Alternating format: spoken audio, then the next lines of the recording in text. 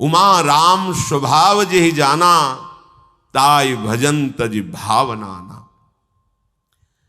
यह ऐसा परम धर्म है, कोई भी इस धर्म में चलने वाले को परास्त नहीं कर सकता। ये बात ध्यान से समझ लीजिए। जैसे कोई बहुत बड़ा तांत्रिक है और वो भूतों को वश में करने वाला है और तुम्हारे ऊपर भूत लगा दे, तंत्र के द्वारा मारण मूठ या कोई शाप या किसी तरह का अमंगल, ध्यान दीजिए, ये इस धर्म की बड़ी महिमा है। यदि आप भगवद आश्रित हैं, नाम जप कर रहे हैं, तो ना माया का कपट चलेगा, ना किसी का तंत्र तुम्हारे ऊपर चलेगा, ना किसी का कोई मारण मंत्र चलेगा, ना कोई भूतावेश तुम पर आविष्टित कर सकता है, ना किसी भी तरह की कोई विष आदि की।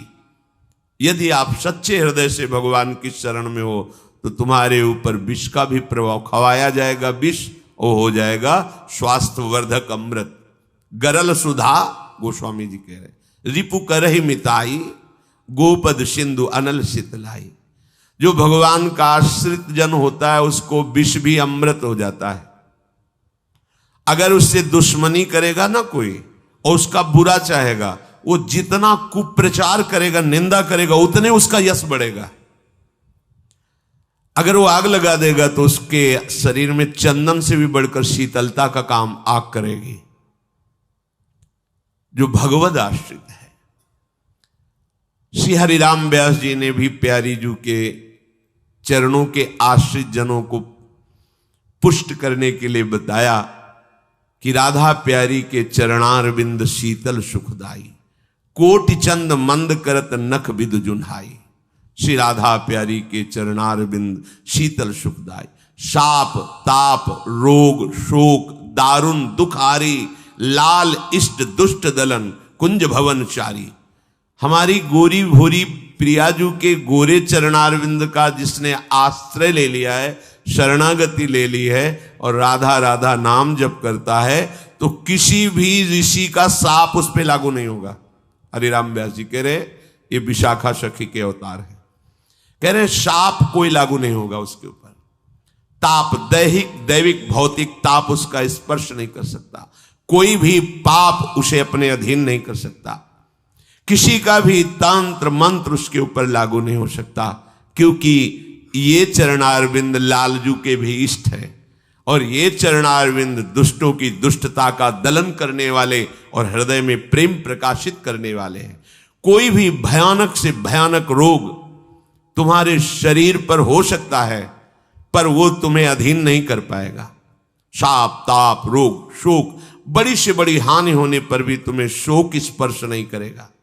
प्यारी जू के चरणों का जिसने आश्रय ले लिया है, ये ऐसा परम धर्म है कि इसके आश्रित को कोई भी तंत्र मंत्र मूठ मारण भूत प्रेत पिशाच पिशाचनी कोई भी नहीं स्पर्श नहीं कर सकता। ध्यान रखना। हां, अपना कल्याण कराने के लिए सामने आ सकता है, क्योंकि नाम जापक ही सबके कल्याण का सामर्थ्य भाव रख सकता। जो निरंतर नाम जप करता है उसमें सब सामर्थ्य आ जाती है।